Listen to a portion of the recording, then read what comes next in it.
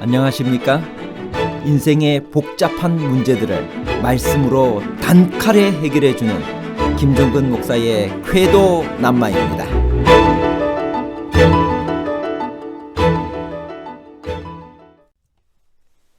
침례 요한의 음식은 정말 메뚜기와 석청이었나요? 석청과 메뚜기는 다 먹을 수는 있는 것들이지만 음식으로 삼기는 어려운 것들입니다.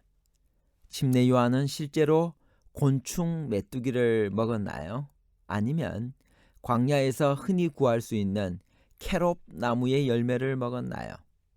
메뚜기와 캐롭 나무의 열매에 관한 복잡한 문제를 하나님 말씀의 가르침으로 명쾌하게 해결해 드리겠습니다.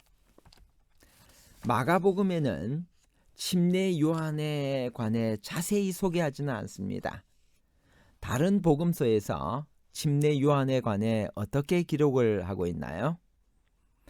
침례 요한의 탄생에 관해서 누가복음 1장 5절에서 25절까지 자세히 나와 있는데 누가복음 1장 5절을 읽겠습니다. 유대 왕 헤롯 때 아비야 반열에 제사장 한 사람이 있었으니 이름은 사가랴요. 그의 아내는 아론의 자손이니 이름은 엘리사벳이라. 침례 요한의 아버지가 사가랴, 그의 어머니가 엘리사벳이었습니다. 그의 자라남과 교육 환경에 관해 누가복음 1장 80절에는 아기가 자라며 심령이 강하여지고 이스라엘에게 나타나는 날까지 빈 들에 있으니라. 그의 사명에 관하여 누가복음 1장 16절 17절은 이렇게 이야기합니다. 이스라엘 자손을 주 곧 그들의 하나님께로 많이 돌아오게 하겠습니다. 그가 또 엘리야의 심령과 능력으로 주 앞에 먼저 와서 아버지의 마음을 자식에게 거스르는 자를 의인의 슬기에 돌아오게 하고 주를 위하여 세운 백성을 준비하리라. 그가 예수님에 대해 한 말은 요한복음 1장 29절 이튿날 요한이 예수께서 자기에게 나아오심을 보고 이르되 보라 세상 죄를 지고 가는 하나님의 어린 양이로다. 그에 관한 예수님의 말씀입니다. 마태복음 11장 7절부터 있는 말씀입니다. 그들이 떠나매 예수께서 무리에게 요한에 대하여 말씀하시되 너희가 무엇을 보려고 광야에 나갔더냐? 바람에 흔들리는 갈대냐? 그러면 너희가 무엇을 보려고 나갔더냐? 부드러운 옷 입은 사람이냐? 부드러운 옷을 입은 사람들은 왕궁에 있느니라. 그러면 너희가 어찌하여 나갔더냐? 선지자를 보기 위함이더냐? 옳다. 내가 너희에게 이르노니 선지자보다 더 나은 자니라. 그의 죽음은 마태복음 14장 10절에서 12절에 나옵니다. 사람을 보내어 옥에서 요한의 목을 베어 그 머리를 소반에 얹어서 그 소녀에게 주니 그가 자기 어머니에게로 가져가니라. 침례 요한이 전파한 기별은 무엇이었나요? 그 기별을 듣고 사람들의 반응은 어떠했을까요? 마가복음 1장 4절에서 5절입니다. 침례 요한이 광야에 이르러 죄 사함을 받게 하는 회개의 침례를 전파하니 온 유대 지방과 예루살렘 사람이 다 나아가 자기 죄를 자복하고 요단강에서 그에게 침례를 받더라. 그는 엘리야의 심령과 능력으로 국가적인 부패를 비난하고 널리 퍼진 죄들을 견책했습니다. 침례 요한의 말은 직설적이고 날카로우며 또한 확신시키는 힘이 있었습니다. 많은 사람이 그가 죽은 사람 가운데서 일어난 선지자 중 한 사람일 것이라고 믿었습니다. 나라 전체가 뒤끓었고 많은 무리가 광야로 모여들었습니다. 요한은 메시아의 강림을 전파하며 백성들에게 회개하라고 외쳤습니다. 죄에서 정결함을 받는 상징으로서 그는 요단강 물에서 그들에게 회개의 침례를 베풀었습니다. 귀족, 랍비, 군인, 세리, 농부들이 이 선지자의 말을 듣기 위해 왔습니다. 하나님께로부터 온 그 엄숙한 경고는 그들을 놀라게 했습니다. 많은 사람이 회개에 이르고 침례를 받았습니다. 광야에 나타난 침례 요한의 모습은 어떠했나요? 그것은 이스라엘 사람들에게 어떤 인상을 주었나요? 침례 요한의 음식은 메뚜기와 꿀이었나요?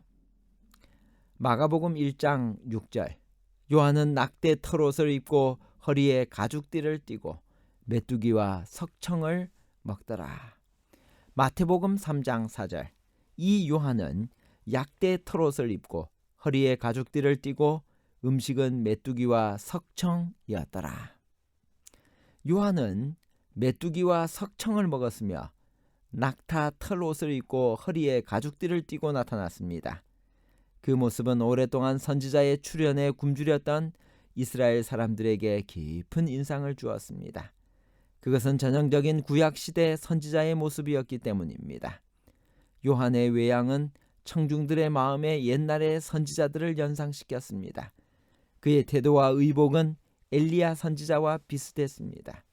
사람이 과연 메뚜기와 석청만을 먹고 살 수 있는지 요한의 음식에 의문을 가진 사람들이 많지만, 광야라는 특수 환경에서 침례 요한이 실제로 메뚜기와 석청만 먹고 살았다 해도 별 문제는 없을 것입니다. 메뚜기와 석청이 다 고대의 음식이었기 때문입니다. 또한 그의 선지자성과 금욕 생활을 강조하기 위해 그가 먹은 음식 중 대표적인 음식만을 예로 들었다고 상상할 수도 있습니다. 중동 지방에서는 고대로부터 메뚜기가 식용으로 애용되어 왔습니다. 아랍 지방에서는 지금도 메뚜기를 식용으로 시장에서 판매하고 있습니다. 오늘날도 단백질 보충을 메뚜기에 크게 의존하고 있는 몇몇 부족들이 있습니다. 그들은 메뚜기를 불에 굽거나 끓여서 먹으며 남는 것은 햇볕에 말리거나 가루로 만들어 보관합니다. 말린 메뚜기는 약 50%의 단백질과 20% 정도의 지방을 가지고 있습니다. 그리고 석청은 광야에서 흔히 발견할 수 있는 야생 꿀로 광야 바위 틈이나 바위 밑에서 쉽게 찾을 수 있는 식품이었습니다. 요나단은 전쟁 중에 바위 밑에 흐르는 꿀을 먹고 배고픔을 면하기도 했습니다. 메뚜기와 석청에 대한 다양한 해석들이 있지만 우리가 하나 분명히 해야 할 것은 침례 요한이 꼭 메뚜기와 석청만을 먹고 살았다고 생각할 필요는 없다는 것입니다.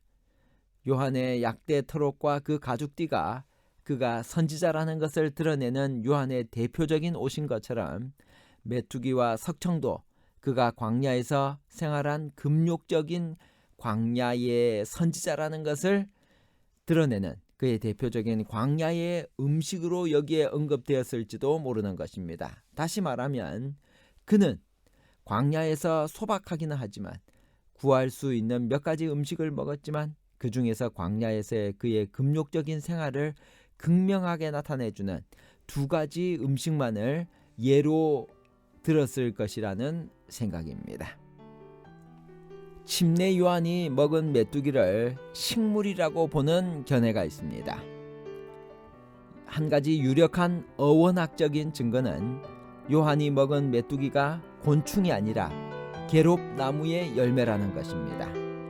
게롭나무는 지중해 연안에 광범위하게 자라는 식물인데 팔레스틴에서도 흔한 나무입니다. 그 열매는 늦은 봄에 열리는데 모양은 리마콩과 비슷하며 생것으로 먹을 수도 있고 영양분이 풍부하여 중동 지방에서는 가난한 사람들의 중요한 음식이 되기도 합니다. 탕자가 먹은 쥐음 열매가 바로 이 캐롭나무 열매라고 생각됩니다.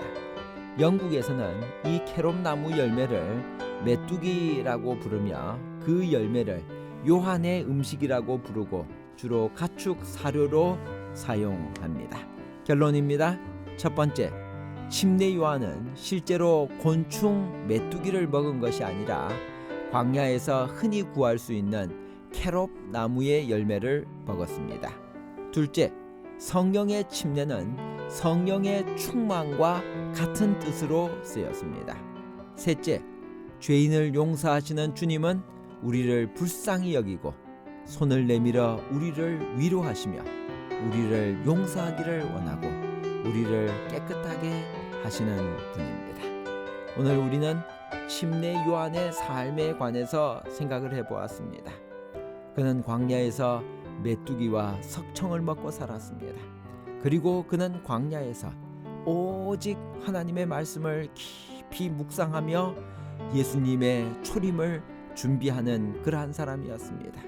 오늘 우리의 삶이 침례 요한처럼 재림을 정말 침례 요한처럼 준비하는 그러한 삶을 살기를 원합니다. 빈들에서 오직 하나님 말씀을 깊이 묵상했던 침례 요한의 삶이 우리의 삶이 되기를 바랍니다. 감사합니다.